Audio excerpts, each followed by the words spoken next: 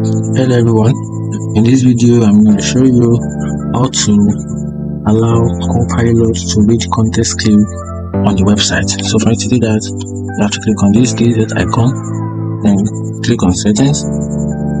Once you do that, then you click on sidebars, then you're going to come here, apps and notification settings. You click on Copilot, then you're going to turn this on. So this option turn on your Microsoft Edge, it means you give Copilot better answer based on the correct web page, browser history, or your preference in Microsoft Edge.